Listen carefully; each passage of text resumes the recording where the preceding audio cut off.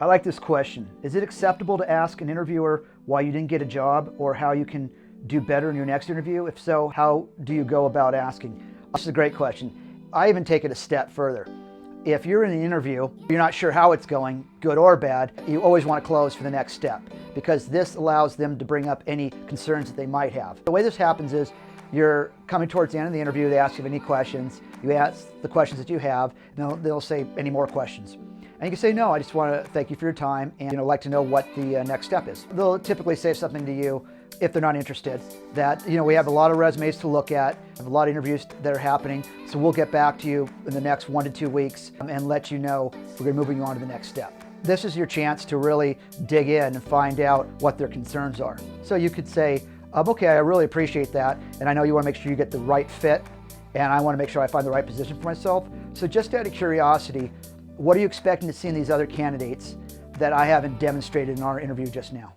And then you zip it. You always zip it after you ask one of those. That's a closing question. And so they'll usually say, well, you're perfectly fine, but we're really looking for someone who has more experience. So now you've got them to actually give you what the concern was.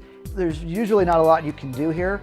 This gives you a chance really to better your interviewing skills and your closing skills. You could say, okay, thank you, I really appreciate that. And then you could ask them something like, have you ever hired somebody that did not have the experience that you were looking for and they were successful? And if so, what were the characteristics of that person that made them successful? So this gives you a chance to really overcome those objections. They'll say, well, this person was a really go-getter, they're hungry. And you can say, thank you so much for mentioning that, because I did not mention that in my last position, or it could be in anything, it could be in a sports or something like that. I am also somebody that's really a go-getter. And you give them a specific example of something that you did.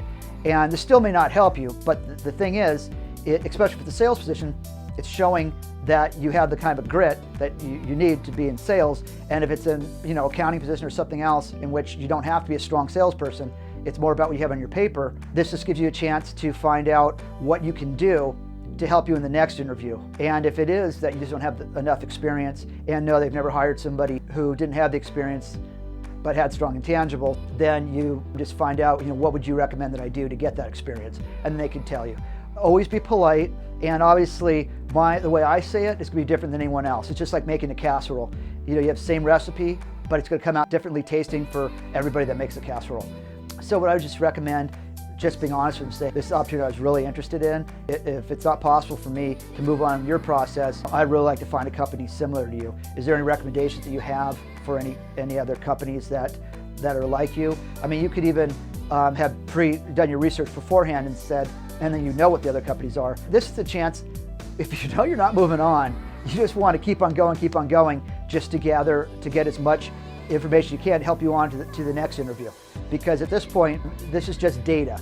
What I mean is, if there's not a commitment from their end, it's almost like they no longer exist. So you want to get as much out of it as possible. You took the time to get ready, to clean yourself up, to do the research, to do all these things, to show up for this interview, so you might as well get something out of it. Actually getting rejected helps you out much more in your interviewing than just moving along. Everything seems to come easy.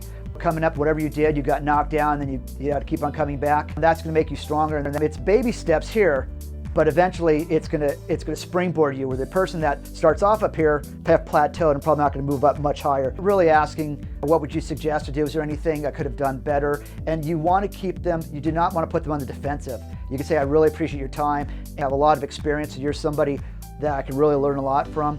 I'm totally open to constructive criticism. They'll respect you more for it, and who knows, they might even say, this person's really tenacious. Let's give them another shot. I mean, I've done that. I've had people that absolutely was not interested in when I was interviewing with them, and at the end, they just would not leave that chair. And because I'm in sales, that's the type of person I want, because there's somebody that you'd have to sit on. It's a lot tougher to fire somebody up than it is to sit on somebody that's too intense. You can always, mellow them out, but the opposite is almost never true.